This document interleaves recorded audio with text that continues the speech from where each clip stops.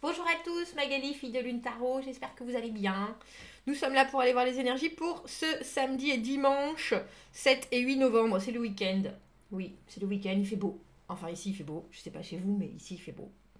Allons voir, l'agenda de la Lune nous dit maintenant que la Lune en Lion brille.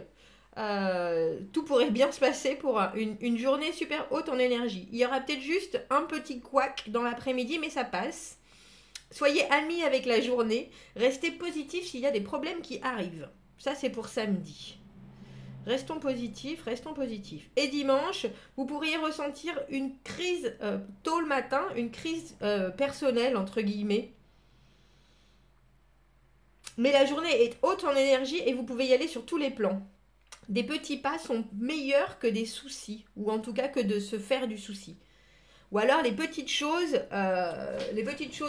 entre guillemets que vous décidez à faire peuvent vous permettre de garder un esprit clair. Bon, alors beaucoup d'énergie semble-t-il, euh, de possibles couacs. Donc à la limite, si vous avez, vous savez, une liste de choses à faire que vous repoussez, qui ne sont pas particulièrement ennuyeuses, mais que vous avez mis de côté parce que vous n'avez pas forcément le temps, etc. C'est peut-être le moment au moins d'avoir la liste à portée de main pour au cas où vous auriez besoin de vous changer les idées. Voilà, c'est un peu ça.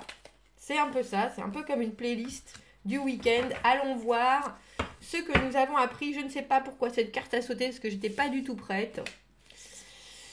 Le cavalier d'épée, un objectif, on fonce. Des envies de s'exprimer de façon très claire et puis surtout des envies d'avoir la tête claire. La tête claire, pas du tout la tête vide, bien au contraire. Les pensées qui se bousculent. Les envies d'atteindre un objectif, hein, c'est vraiment ça. Le cavalier d'épée, il est concentré sur un objectif qui lui paraît d'une évidence absolue, et il faut aller à cet objectif-là par tous les moyens, je dirais, mais très vite. Mais très vite, vous êtes particulièrement décidé, particulièrement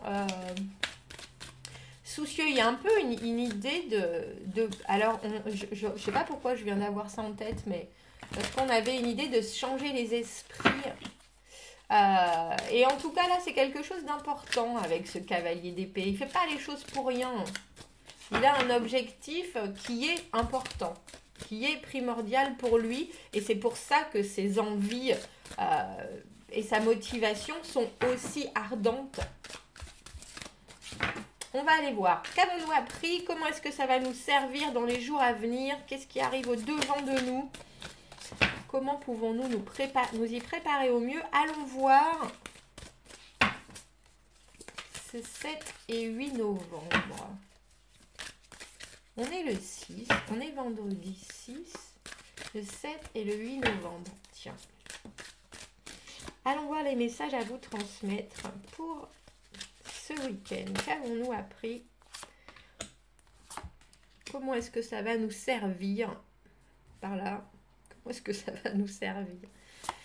Qu'est-ce qui arrive au-devant de nous? Comment nous pouvons nous y préparer au mieux? Et une carte conseil. Oh, j'aime bien. Je regarde rarement en général pour le tirage du week-end. On a le 10 de denier. Mais des fois, il faut un moment positif. Il faut les regarder, le beurre, l'argent du beurre. L'objectif, c'est peut-être celui-là, hein, l'épanouissement complet, la réussite, la promotion, l'accomplissement de. Comme on dit, araignée du soir, espoir, araignée du matin, tout va bien. Il y a une araignée là. Tout va bien. Alors, 5 de bâton à l'envers, on lâche quelque chose. 5 de bâton à l'envers.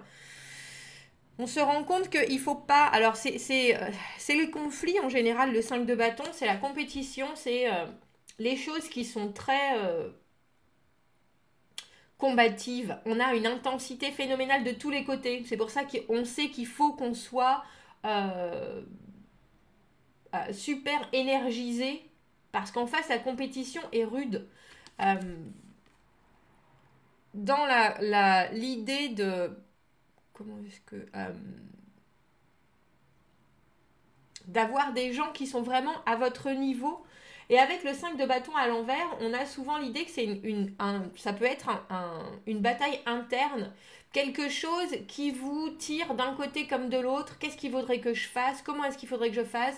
Il y a un argumentaire interne entre les pour et les contre, il y a des pour dans toutes les situations, il y a des contre dans toutes les situations.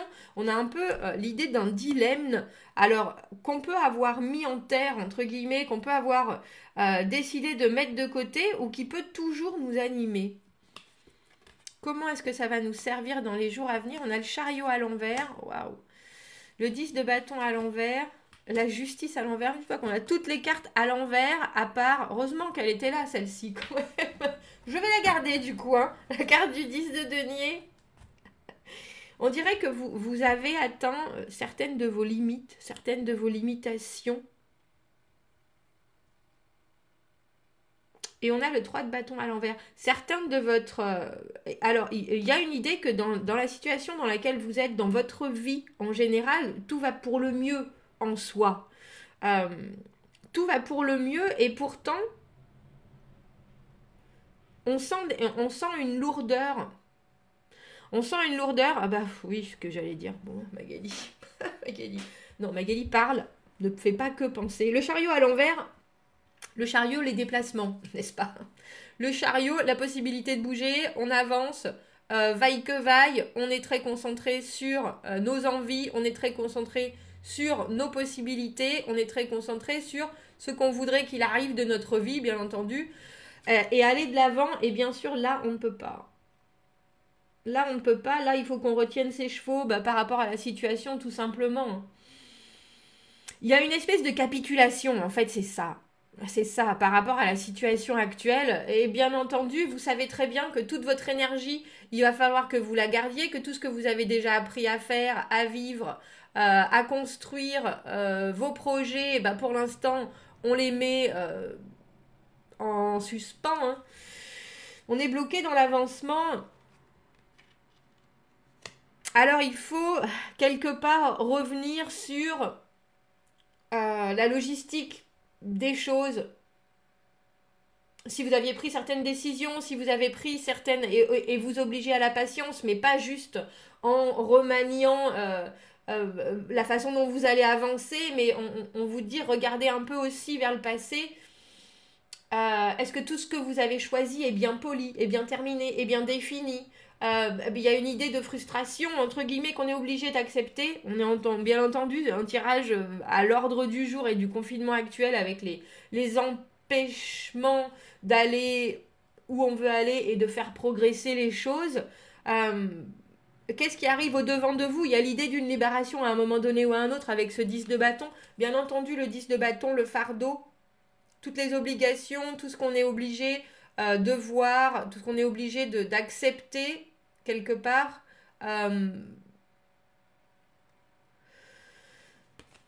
Des difficultés de la vie, des choses entre les restrictions, les obligations, les responsabilisations, les punitions, j'allais dire presque.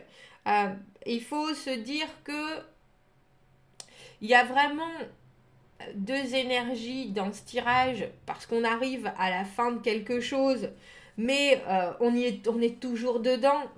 C'est pour ça qu'on a ce 10 de denier. Cette compréhension que la situation est telle qu'elle est, et malheureusement, elle est plus comme ça pour une grande majorité d'entre vous, qu'elle est légère et agréable et facile dans la progression. Elle est plus, on se traîne, des boulets, des stress inutiles. Mais il y a vraiment une idée de, il va falloir non seulement faire avec, mais il va falloir trouver le positif dans la situation. Parce que le 10 de bâton à l'envers, on sait qu'il y a encore un long chemin, on sait qu'il faut encore avancer. On ne peut pas, on est vraiment bloqué. En plus, avec le chariot là, les portes sont fermées, mais il faut quand même réussir à lever la tête et pas rester dans une situation où ça nous dit, comme on fait son lit, on se couche, oh là là mon Dieu, c'est terrible, c'est affreux, c'est abomifreux, etc., etc., etc. Ça va pas faire avancer les choses, ni votre esprit, ni vous faire du bien au moral, entre guillemets. Comment vous pouvez vous y préparer au mieux? J'aime bien cette idée de la justice à l'envers, parce que bien sûr, elle nous dit on peut pas prendre de décision. Les choses peuvent s'officialiser, mais il va falloir rester super flexible.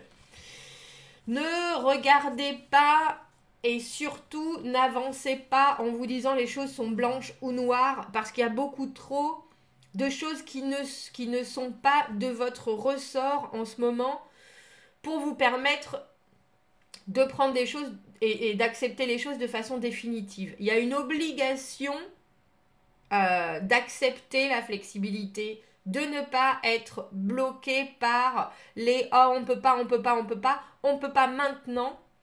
Mais il y a un moment où les choses retrouveront un équilibre et pour l'instant c'est pas maintenant, alors allez, ouvrez-vous des portes. La justice à l'envers, cet état où on est entre deux décisions ou entre 1000 décisions, où on ne peut pas équilibrer les choses, on ne peut pas planifier.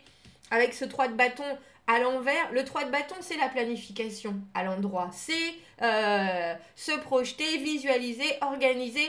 Là, on ne peut pas. Là, on ne peut pas. C'est évident.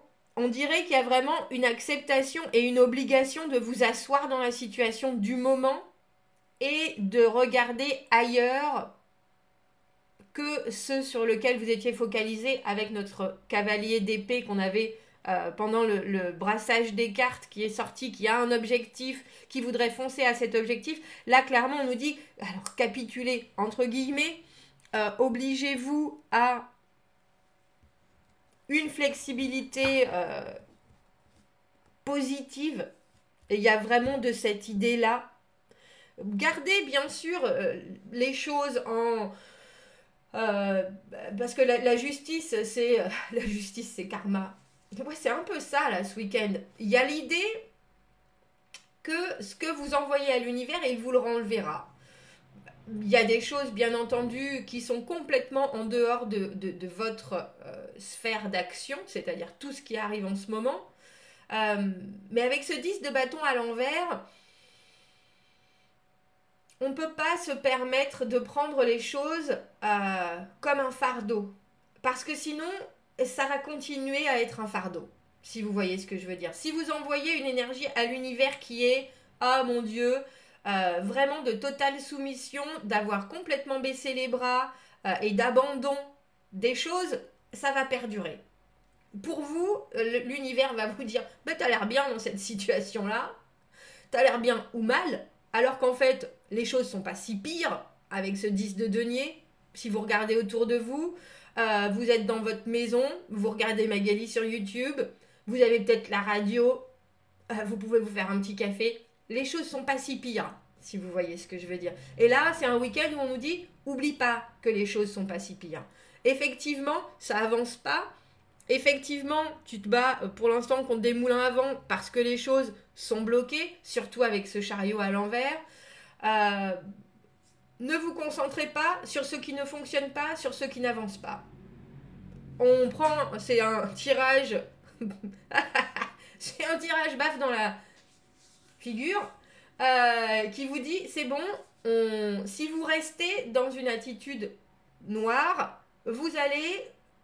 ça ne va faire que continuer. Donc, on revisite ses directions, on revisite ses options, à la limite, pour développer autre chose, pour faire autre chose, quand dans l'immédiat, on est bloqué. Avant le 3 de bâton à l'envers, on a le 2 de bâton, qui est très créatif. On trouve des solutions, on prend des directions particulières, on est à un croisement, on peut faire ça, ça, ça ou ça. Il y a vraiment l'idée de vous ouvrir l'esprit et de vous permettre... de faire rentrer de nouvelles choses dans votre vie quand dans l'immédiat, votre situation est bloquée. On ne peut pas se permettre ce week-end de rester comme deux ronds de flanc, j'adore cette expression, à maugréer, à pester. On décide d'autres choses qu'on n'avait pas prévues à la base et on se concentre sur le présent. Ça, c'est important. On a le 10 de bâton, on a le 3 de bâton, on a le 5 de bâton. Et après, c'est que des arcanes majeures. On est dans l'action et dans le présent. On vit dans l'action et dans le présent. Et on vit ce blocage, oui, mais on ne le subit pas. Et ça, c'est important. Et avec cette justice à l'envers, les décisions qu'on voulait prendre, on ne peut pas les prendre maintenant, on les prendra plus tard. Il y a des choses, il faut s'occuper des choses ici et maintenant. Et ici et maintenant, c'est Magali. C'est un café, c'est la radio. Vous voyez ce que je veux dire? C'est votre week-end. Armez-vous de tous les éléments positifs que vous avez pour en faire quelque chose de créatif et vivez les choses ici et maintenant. Pour le reste, on verra demain. Enfin, on verra un autre jour, surtout. Ouais, un tirage qui vous secoue en douceur. Commentez, n'hésitez pas. Abonnez-vous à la chaîne si vous le voulez. Commentez. Si vous avez des stratégies pour que votre week-end se passe bien, n'hésitez pas à le partager parce que je vois maintenant qu'entre vous, entre abonnés, vous lisez les commentaires et vous vous répondez. Et ça, je trouve ça génial parce que ça envoie toujours un pont. Moi, je suis très partage d'énergie, vous savez. Ça envoie toujours un pont à d'autres personnes. Donc, je pense qu'on en a besoin en ce moment. Voilà. Abonnez-vous à la chaîne, aimez la vidéo si ça vous parle. Si vous avez besoin d'un tirage privé, vous avez mon adresse email dans la petite boîte juste en dessous. Je vous souhaite un très joli week-end et je vous dis à bientôt. Au revoir.